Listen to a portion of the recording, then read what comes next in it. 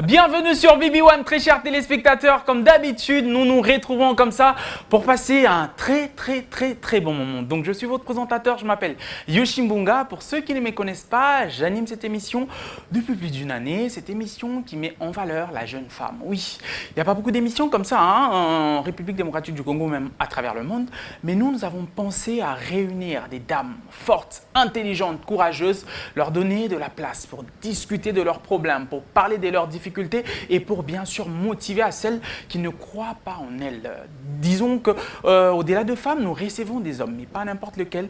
Nous recevons des leaders ou encore des jeunes leaders ou encore des jeunes prometteurs qui ont déjà fait beaucoup de choses. Là, je parle des leaders, mais des prometteurs ou des jeunes qui sont en voie en tout cas de devenir leaders, c'est aussi des jeunes qui sont en train d'entreprendre, qui sont dans divers domaines, qui viennent ajouter leur expérience parce que parler de la femme, c'est important que l'homme s'exprime, s'explique sur ce sujet parce que les hommes, ils sont bien sûr minoritaires, mais bon, c'est vrai qu'ils équipent la plupart des grands postes, donc ils ont un sérieux problème à décider sur BB1. Donc, sachez que cette émission est co-animée comme ça avec une association qui s'appelle l'Association des filles leaders. Sur ce plateau, je vais avoir une d'entre elles aujourd'hui. D'habitude, elles sont à 5, parfois à 4. Et donc, aujourd'hui, ça sera avec Soraya. Mais avant de l'accueillir, je vous rappelle, pour ceux qui connaissent, je vous informe que nous avons toujours un chaleureux public. Donc, je prie de pouvoir vous acclamer pour vous-même. Encore plus fort! Oui, c'est comme ça que débute toujours BB1. Sachez très bien que si vous nous suivez au Mali, au Sénégal, au Bénin, si vous nous suivez en Europe, sur Internet, peut-être aux États-Unis ou partout au monde, parce que BB1 passe partout vu que nous sommes sur B1, sachez très bien que vous êtes en train de suivre BB1 sur B1 en RDC. Donc Soraya, sous vos acclamations, s'il vous plaît.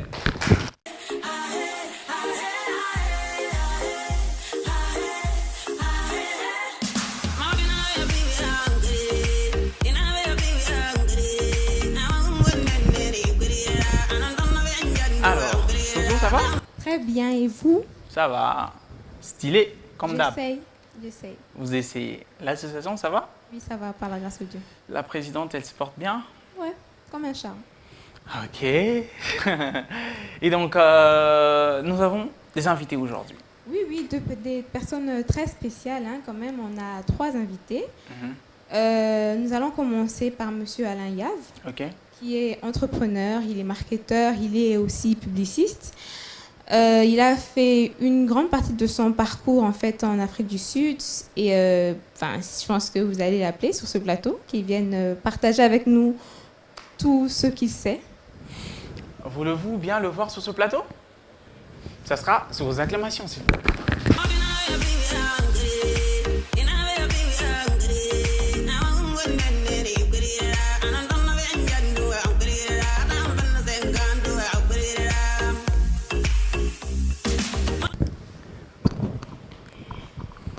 Bonsoir. Bonsoir. Vous allez bien? Ça va, les applaudissements, là, me donnaient presque envie de danser, hein. Merci. Et il fallait le faire. Hein. Oh, faut pas demander, hein. Moi, là, dès que la musique est partie, je bouge. En plus, le pire, c'est que d'habitude, on danse, en fait. Vraiment, on danse très souvent habituellement, mais bon, c'est dommage qu'aujourd'hui... C'est moi qui vous refroidis? Non, j'espère que c'est pas moi. Sinon, vous allez bien? Super bien. Toujours aussi simple. La vie est tellement compliquée, pourquoi la rendre difficile? Vraiment. Très profond. Un bon départ. Alors, tout à l'heure, on vient de parler de votre parcours ou un tout petit peu de ce que vous êtes. Pouvez-vous rajouter à ce qu'elle a dit ou carrément bien nous parler de qui est Monsieur Yave pour de vous découvrir aujourd'hui? J'ai combien de temps? Pardon? J'ai combien de temps pour le faire? Ça sent que ça va être très long, hein? De la manière la plus brève possible, en tout cas. Non, je peux le dire simplement. Là, il y a les 3 mots. C'est 2 formations, mes études et ma carrière professionnelle, marketeur. J'ai travaillé en multinationale en Afrique du Sud où j'ai fait mes études universitaires. Pour les multinationales, vraiment du marketing, brand management classique, ainsi de suite. J'ai aussi travaillé un peu dans la même vie du côté de l'agence. Donc j'étais dans l'équipe de la clientèle pour une autre multinationale en pub qui s'appelle Grey Communication. et puis voilà, et puis de là, bah, la petite bête entrepreneuriale m'a piqué. Et j'ai décidé avec un groupe d'amis de créer une boîte, PYGMA, c'est nos initiales, Paul, Yab, Gataraya, Manla. Et voilà quoi, et ça c'est en 2002, donc certains d'entre vous n'étaient pas encore nés. ça fait 17 ans. Serait avait 2 mois. Ouais, oh là là. Ok. Voilà, je peux continuer à en parler ou ouais. Bien sûr. Et ben voilà, donc 2002, donc on a formé ce groupe-là avec beaucoup d'ambition, et tous en Afrique du Sud. Une Sud-Africaine, 3 Congolais, un Rwandais, chacun dans des domaines différents, un financier, un marketeur, moi-même, mon frère qui était dans la production télévision, et une légaliste. Et puis on s'est dit, tiens, repartons sur le reste du continent. L'Afrique du Sud est relativement développée, il se trouve relativement isolé du reste. Le reste du continent avait beaucoup à faire en fait pour avancer. Et on s'est dit tiens, alors essayons de faire le pont entre les deux, chacun dans son domaine. C'est ce qu'on a fait. On a créé Pigma Group, construction pour l'architecte, énergie pour l'autre. Et ben moi, comme j'étais un marketeur, un communicateur à la base, et ben j'ai piloté la branche Pigma Communication, qui est née en 2004 à Kinshasa. Et ben voilà, ça fait 15 ans qu'on est là. Bien dit, joli parcours, non, n'est-ce pas? Alors, je reviens chez vous, Soraya, pour parler avec le reste des invités. Vous voulez les deux en même temps? Pourquoi pas? Cool. Donc, nous avons Monsieur Aman Yuhi. Ok. Donc, il est membre de la structure YouFilm. Ok. Et il est marketeur, enfin manager en fait. Lui, il est manager de formation et a ensuite suivi un cursus pour devenir en ressources humaines. Et à part lui, nous avons Madame Gertrude Mianda. Ok. Oui, elle qui est secrétaire générale de l'association, l'Assemblée des jeunes, je crois, pour le développement. Voilà. D'accord, ils vont entrer sous vos acclamations, s'il vous plaît.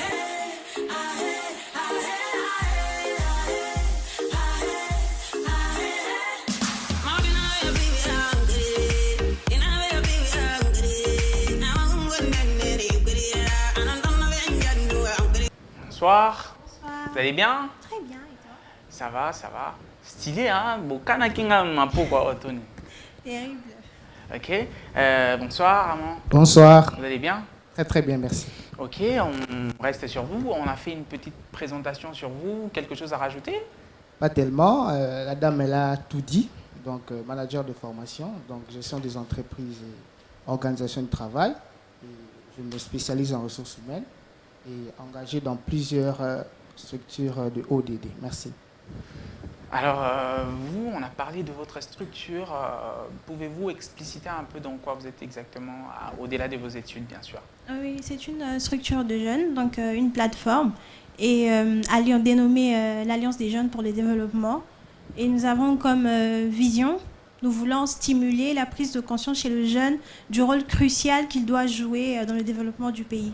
Alors, je reviens chez vous, très chers téléspectateurs, pour vous dire que chaque BB1 égale à un sujet. Aujourd'hui, nous avons des invités, nous allons pouvoir discuter avec eux pour essayer de comprendre un peu beaucoup de choses.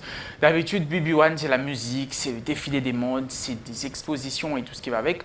Aujourd'hui, c'est un sujet tellement capital, nous avons la chance d'avoir un invité d'honneur qui s'y connaît, qui a pu marquer. Je pense que cette émission sera un cours. Aujourd'hui, comme je disais, il y a un sujet comme d'habitude, nous allons parler de l'atout et contrainte dans l'entrepreneuriat féminin. Nous savons que les femmes en RDC sont encore un peu plus dans les bureaux, au lieu d'entreprendre, au lieu de créer, mais de plus en plus aujourd'hui elles s'y réveillent. Mais on va essayer un peu de comprendre c'est quoi le problème, qu'est-ce qu'elles ont comme potentiel. Donc je pense qu'on va commencer avec vous, monsieur Alain. Je suis là.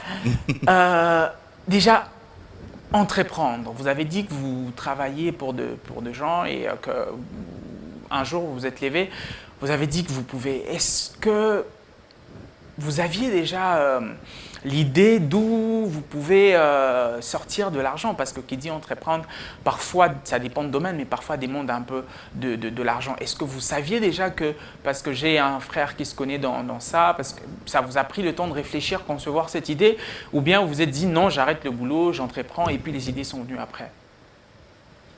Je crois que le départ, je pense quelque part, je sais pas quel moment le déclic a pris. J'ai eu la chance, lorsque j'ai terminé mes études, d'être employé par une grosse boîte, donc c'était pas mal.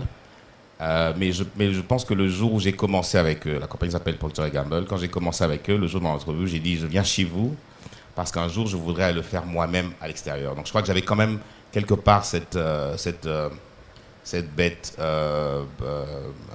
d'entreprendre. Mais c'était pas très clair. Aussi à l'université, en fait ma première entreprise était un salon de coiffure. Pendant que j'étais étudiant, on a créé un salon dans un quartier populaire en Afrique du Sud. Mon premier partenariat en fait, parce que j'avais 2 partenaires, qui a quand même tenu 3 ans je pense, qui s'appelait Ebonière Salon. Donc je pense que cette bête-là vivra un petit peu en moi. Voilà quoi. Et deuxièmement, je pense que j'ai vu mon père à Kinshasa travailler dans les compagnies para-étatiques avec ses hauts et ses bas. Voilà quoi, une promotion, pas une promotion. Un jour, je m'étais dit, moi, le jour ou plus tard, quand je travaillais pour moi-même. Donc ça a toujours été quelque part dans ma tête quoi. Voilà. Bien dit. Alors, je vais rentrer un peu chez Gertrude pour savoir, pensez-vous que les femmes ont des atouts pour arriver à entreprendre? Je pense que ça sera la même question un peu pour tout le monde, hein, mais on va commencer. Oui, justement, parce que comme tout être humain, la femme possède des qualités, des potentiels qu'elle peut exploiter à sa guise. Et tout ce qu'il faut, c'est une volonté de faire.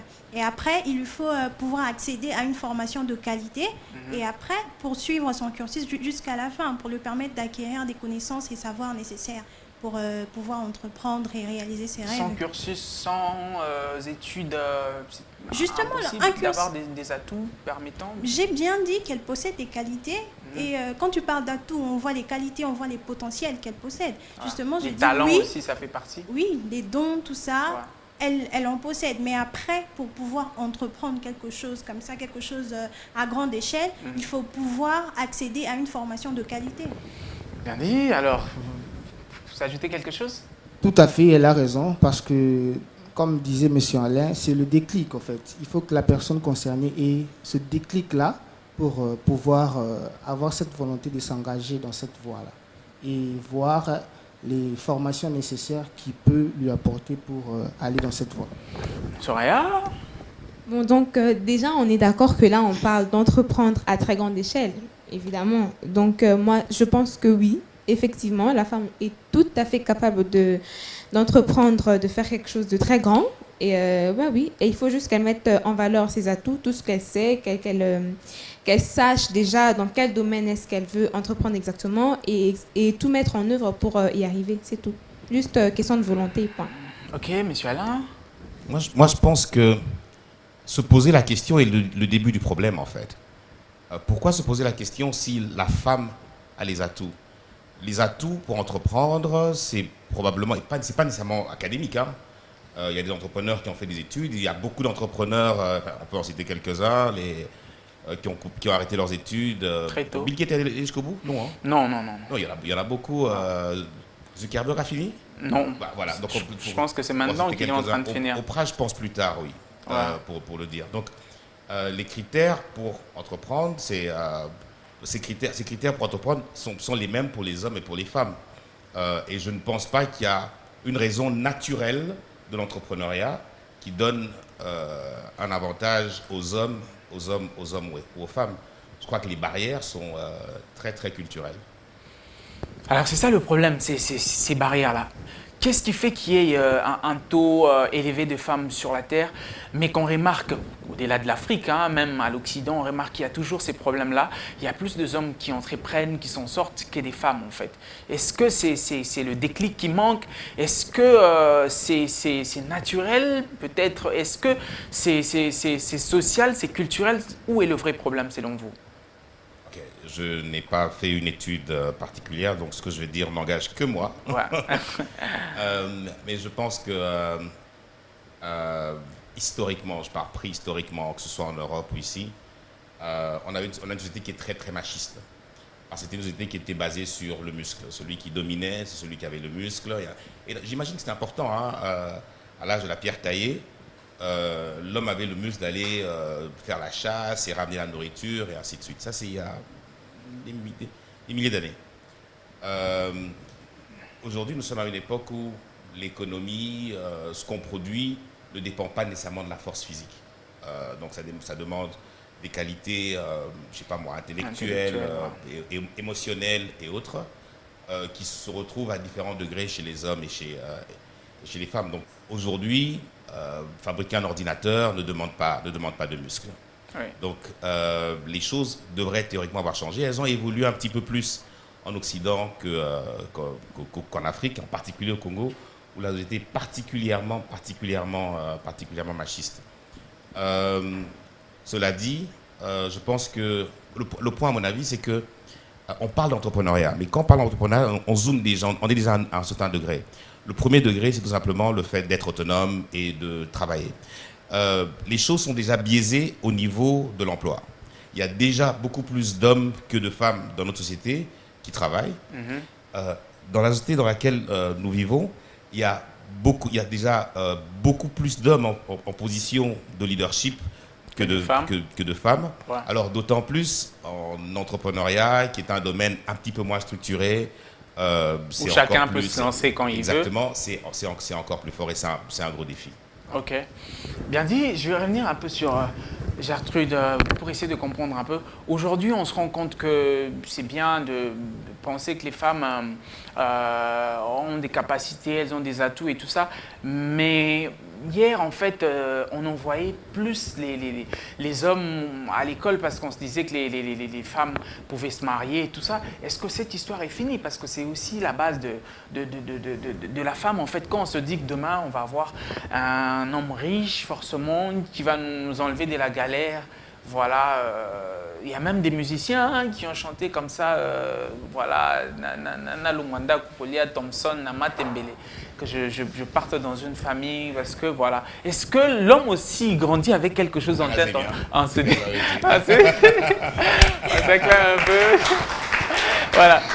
Est-ce que l'homme aussi peut vivre avec l'effet de penser que ouais, il faut un jour que voilà, je vais m'épouser une femme et puis voilà, je vais rien faire. Il n'y a pas un problème déjà peut-être chez les parents? Oui, justement, comme M. hommes. Alain Yav l'a dit, c'est une question de culture. Mais après, c'est aussi la base. C'est comme on dit, c'est un schème mental. Parce que dès le bas âge, dans la tête, les parents et même l'entourage commencent à répéter à la fille, voilà, il faudrait que tu te maries, avoir des enfants et tout ça. Et au garçon, on lui dit, tu vas aller à l'école, tu vas bosser et tout ça. Et après, tu vas avoir... Non, mais bon... Tu peux prendre ça comme ça. Mais après, c'est la base. Ça commence là. Et justement, pour arrêter avec ce cercle vicieux, il faudrait que l'on casse ces schèmes comportementaux. Tu vois? Donc, il faudrait que ça commence à la base, à la famille, à l'école. Il faudrait que ça commence vraiment à la famille. Parce que la famille, c'est la base. Hein. Ça commence là, en fait. Soraya, pensez-vous que les familles d'aujourd'hui sont déjà en train de mettre en exerce cette pratique de vouloir aussi scolariser, aussi conscientiser la petite fille que le garçon? Ce n'est pas... Ils ont presque le même âge, cousin, cousine, on dit que le garçon porte le sac, le garçon fait ceci, on en voit plus le garçon, elle c'est une fille. Ça, c'est pas un frein? Très sincèrement, moi je pense que c'est assez départagé quand même, hein. Il y a des familles dans lesquelles on va retrouver des parents qui exigent à leurs enfants, tant des femmes que les hommes, d'aller à l'école, de faire quelque chose de leur vie, de se booster, de devenir des personnes vraiment qui se retrouvent autonomes, quoi. Il y a d'autres familles où on pousse plus les hommes à aller faire quelque chose, à devenir autonomes, et les femmes, on leur demande juste de rapporter des hommes à la maison, de se marier, et puis c'est tout. Donc je pense vraiment que c'est assez départagé, mais que comme Gertrude l'a dit, c'est que c'est vraiment des barrières en fait, des stéréotypes qu'il faudrait vraiment essayer de briser, quoi, parce que ce serait vraiment un atout pour le monde si toutes les filles, dans chacune des familles, toutes les filles étaient poussées de la même manière à briser certains murs, quoi. Ok, Armand, pensez-vous que dans la société congolaise, si une femme et un homme, les deux se posaient, débarquaient à une banque pour demander, je sais pas, un crédit pour investir dans quelque chose, ça dépendra de projets d'abord ou des idées pour arriver à financer, ou bien le sexe peut jouer un rôle. La femme peut facilement faire des beaux yeux, ça fait partie ça fait partie de ses atouts, hein, on parle de atouts là. Bon, là c'est un autre terrain parce que là vous parlez d'un exemple qui demande à ce que des personnes vont dans une banque pour demander un crédit. Là, ça dépend de beaucoup de critères, le projet, son impact, votre façon de présenter le projet, ça c'est différent. Mais s'il faut voir les barrières qui fait à ce que les femmes ne sont pas plus dans l'entrepreneuriat, c'est plus le genre. Quand je parle de genre, c'est l'attribution de ces rôles qu'on a, comme M. Aleya va dit, donc la société elle est machiste. Donc c'est-à-dire que déjà, en grandissant, en tant qu'Africain, on sait que les hommes, il faut chercher un travail, et les femmes, c'est juste le boulot. Donc c'est une question de genre. Donc on est conditionné dans ça. Donc c'est pourquoi. Je voudrais renchérir en fait parce que, bon, c'est vrai, on parle plus de l'Afrique, évidemment, on est en Afrique ici, mais ce problème-là se pose aussi en Occident, vous savez, parce que il y a, en France, par exemple, je pense que les femmes sont payées, mais beaucoup moins que les hommes, en fait. À partir de 15 heures dans chaque journée, c'est l'heure à laquelle le tarif, on va dire, de paiement de la femme s'arrête. Donc, même si elle fait des heures sup, elle ne sera pas payée pour ça. Parce qu'après 15 heures, on ne les paie pas. Donc moi je pense que franchement c'est partout, quoi. Et je pense quand même que c'est quand même pas mal de l'isoler. Le problème est universel. Le problème chez nous c'est une crise. Chez nous c'est fondamental. Ouais, ça c'est vrai. Donc je pense que bon, c'est pas la bonne référence. Si on arrivait déjà à leur niveau, on serait pas mal. Ok. Et je crois qu'en fait ça va au berceau, ça va à la maison. L'homme sait que son objectif dans la vie c'est nourrir sa famille et il n'a pas le choix. S'il n'a pas nourri sa famille, il a échoué sa vie. La femme, elle sait que son objectif dans la vie, c'est fonder une famille et se marier. Si elle ne s'est pas mariée, elle a échoué dans sa vie. Et malheureusement, ce sont les clichés dans lesquels les enfants grandissent. Et ça, c'est une très, très, très grosse... En fait, c'est là le début du problème, et c'est là qu'il faut agir, c'est dans le foyer. Alors moi, je vais vous poser un tout petit peu une question. Je ne sais pas comment je vais la qualifier, mais j'aimerais beaucoup entendre votre réponse. J'aimerais savoir, vous organisez, Pigma organise beaucoup de compétitions en collaboration avec des réseaux sociaux, enfin les réseaux de communication et tout ce qui va avec. Il y a des hommes qui participent, il y a aussi des femmes. Il y a des hommes qui ont déjà gagné, il y a aussi des femmes.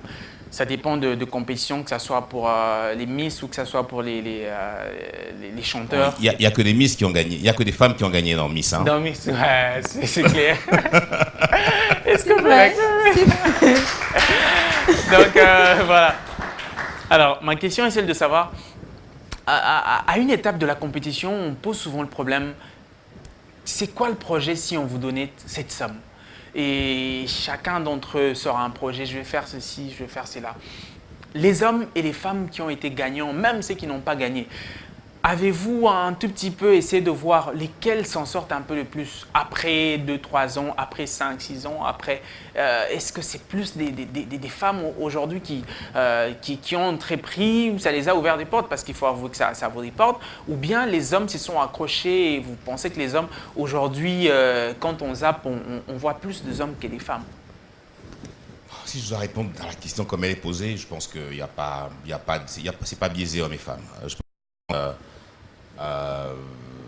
il y a autant de... Je ne pense pas qu'il y ait un filtre particulier qui fait qu'il y ait plus d'hommes ou de femmes qui ont réussi. Il y a des femmes dans Miss qui n'avaient pas gagné, mais qui en ont profité, ça leur a donné un petit levier pour se lancer et faire autre chose. Il y a des gens qui ont gagné Best of the Best ou Superstar et qui n'ont pas percé. Il y en a qui ont percé. Je crois qu'il n'y a pas un filtre de genre là-dedans. Pas nécessairement en tout cas. Maintenant, bon, est-ce que... bon, je ne vais pas parler de Miss Voda comme de Miss Congo parce que bon, ça parle aux femmes, donc il n'y a que les femmes qui s'inscrivent. Mais lorsque, par exemple, on fait Best of the Best, un show de musique, on a beaucoup plus... c'est très dur, en fait, de trouver des femmes. Okay? Beaucoup de femmes, en fait, sont... mais bon, il y a d'autres raisons. Je crois que beaucoup de femmes font de la musique chrétienne. Et encore, on repart encore une fois dans les clichés de la société. Je me demande pourquoi. Ou c'est peut-être les parents qui jouent un rôle en disant que fais tel genre de musique, ne fais pas. Je pense que la société met les femmes dans des conditions, les conditionne un petit peu. Et c'est de là que viennent d'ailleurs les barrières des femmes qui entreprennent, des femmes en position de leadership lorsqu'elles travaillent, des femmes qui demandent de l'emploi, des femmes qui finissent leurs études et autres. Le problème, il est complètement sociétal. On attend autre chose des femmes que ce qu'on attend des hommes, et par conséquent, leurs choix sont différents. Quoi. Alors, Gertrude, pensez-vous qu'il y a un avenir positif par rapport à cette affaire d'entreprendre les femmes et tout ce qui va avec? Est-ce qu'aujourd'hui, quand vous êtes à l'université, vous vous rendez compte que les femmes, quand elles sont à la fin, elles se disent « je finis pour être secrétaire de Monsieur X » ou « je finis pour créer ma boîte » ? Bon, en fait, à partir de là, ça dépend de chacun. Mais après, je pense qu'il y a...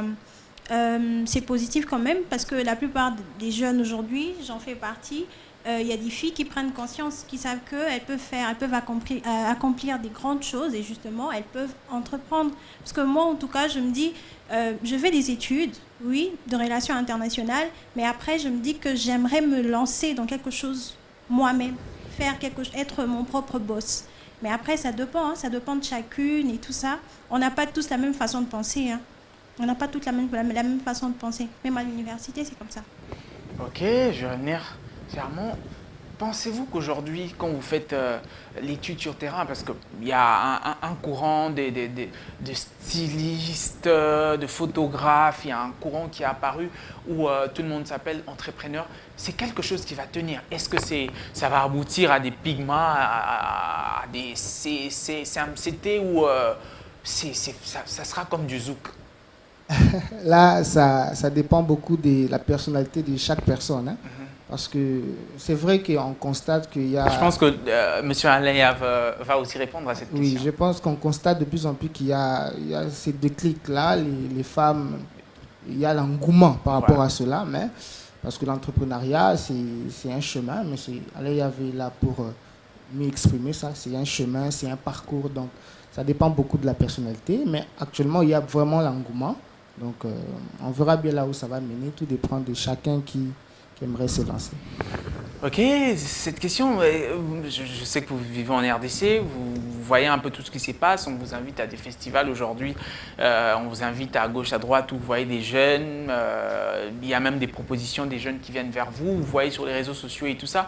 Pensez-vous que c'est un courant qui va passer ou c'est une vraie prise de conscience pour révolutionner les choses en termes d'entrepreneuriat? Là, je parle du mixte, en fait. L'entrepreneur, en général, c'est un peu le buzzword. Hein. Il y a un peu le buzz de l'entrepreneuriat. Ça, c'est un peu en surface. Mais en fait, en bas, l'entrepreneuriat en RDC est venu par le fait que les gens n'ont pas de solution. Beaucoup de gens deviennent entrepreneurs parce qu'ils n'ont pas d'autre choix. Ouais. Lorsqu'on est suisse et qu'on étudie, on est presque garanti que lorsqu'on a fini ses études, on aura un emploi. Ouais. Et lorsqu'on a fini ses études, alors on a deux portes qui s'ouvrent et on dit est-ce que je vais à gauche ou je vais à droite. À gauche, je prends un emploi. À droite, je me débrouille. Ou 5 ans plus tard dans sa carrière, on peut se dire tiens, je ferme cette porte, je vais dans l'autre. Chez nous, on est 80% de chance chômeur. Et donc, il faut se lever lundi, mardi, mercredi, puis se dire, tiens, mais comment je vais faire pour survivre? Donc, l'entrepreneuriat, chez nous, quelque part, est une solution. Ce n'est pas nécessairement un choix personnel. Beaucoup de gens deviennent entrepreneurs parce qu'ils n'ont pas le choix que de le faire. Et je crois que c'est là qu'est le début du problème. Donc, vous pensez que ça va persister ou voilà, le buzz. à un moment Ok. Donc ça, c'est un peu le début. C'est peut-être une mauvaise chose, mais des fois, on dit que quelque chose est une bénédiction cachée. Okay? Donc en fait, le Congolais aujourd'hui, le jeune Congolais se trouve parfois lancé dans l'entrepreneuriat par manque d'options. Oui. Et là-dedans, en fait, je crois que c'est une bonne chose et qu'il y en aura peut-être 1000 qui vont rentrer dedans. Si dans les 1000, il y en a 10, il y en a 20, il y en a 30 qui réussissent, eh ben, ça va fonctionner. Non, ça ne va pas passer. Je crois que ça va continuer, ça va perdurer. Ce ne sera plus quelque chose d'exceptionnel lorsque quelqu'un réussit. J'espère que d'ici 5 ans, en effet, il y aura 50, 100, 1000, 2000 pygmées, ce ne sera pas exceptionnel. Au contraire, on va peut-être revenir à la vague où les gens vont se dire je préfère avoir un emploi. Voilà quoi. Ouais, très bien dit. Alors, je vais revenir un peu chez Soraya pour vous dire que pour le reste, vous avez le droit aussi de poser des questions. Ça vous va?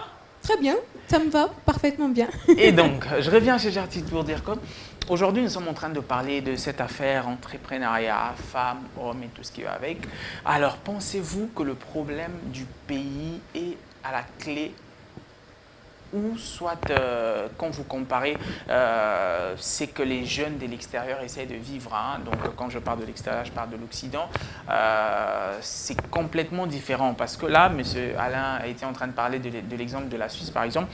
C'est vrai qu'il y a des jeunes qui finissent, qui ont un emploi, mais la plupart, en fait, créent aussi des emplois. Donc, est-ce que pensez-vous que le pays, c'est en fait le cadenas qui bloque que les jeunes entreprennent? Bon, non, dans le sens où ça dépend de chacun déjà pour commencer. Mais après, pour commencer quelque chose, il faut avoir un financement. On ne peut pas commencer quelque chose comme ça, surtout si on veut faire quelque chose à grande échelle. On ne peut pas le commencer comme ça sans rien, zéro, non. Après, il faudrait qu'il y ait des structures pour promouvoir l'entrepreneuriat des jeunes en général. Pas seulement de la jeune fille, de la femme et tout, mais des jeunes en général. S'il y a des structures qui les suivent, peut-être que ça aboutira à des choses beaucoup plus positives. Parce qu'après, comme M. Alain Yav l'a dit, s'il y a 10 jeunes, 20 jeunes qui arrivent à implanter et à développer, parce qu'il ne faut pas seulement commencer quelque chose. Après, il faut avoir les compétences nécessaires et puis pour les développer. S'ils arrivent à les implanter et après à les développer, ils vont créer des emplois. Et après, cela va diminuer le taux de chômage dans le pays. Ok, alors j'aimerais savoir, le Congolais aujourd'hui, est-ce qu'il est prêt à rembourser ses dettes? Je vous assure, moi j'ai un ami qui travaille dans une microcrédit, je crois. À chaque fois sur terrain, il pleure parce que les gens prennent de l'argent, ils ne veulent pas remettre. Est-ce que pensez-vous que le Congolais est vraiment prêt à payer Mbongo? Surtout la Congolaise, elle arrive à remettre. C'est pas un problème parce que... Excusez-moi, quand vous dites surtout la Congolaise, pourquoi non, j'aimerais la savoir Congolaise? surtout la Congolaise. J'aimerais savoir, hein, surtout... J'ai pas dit que la Congolaise n'est pas prête. Hein. Là, Ah, de ce côté, ils ont réagi. Hein. On peut les acclamer. Hein. Okay. Là, c'est difficile à expliquer. Hein. On n'a pas les données, on n'a pas les statistiques pour... non, mais vous vivez à Kin, non? Bon, on vit à Kin. La réalité est que c'est vrai, il y a beaucoup de banques qui courent après... Votre sourire prouve que vous faites partie de ces gens-là. Qui courent après les gens qui ont ces crédits-là. D'une part, les jeunes n'ont pas le choix. Hein, ils sont obligés quand même de se lancer par rapport à ça. Et on se retrouve dans cette situation-là. Mais je crois que le crédit, c'est une culture en fait. Il faut apprendre. Hein. C'est comme apprendre à conduire et ainsi de suite. Moi, je me rappelle la première carte de crédit que j'ai eue. Je suis étudiant, je suis fauché, et puis finalement, j'ai un job. Ah tiens, je vais à la banque, on me dit, ah tiens monsieur, vous avez tel salaire et tout.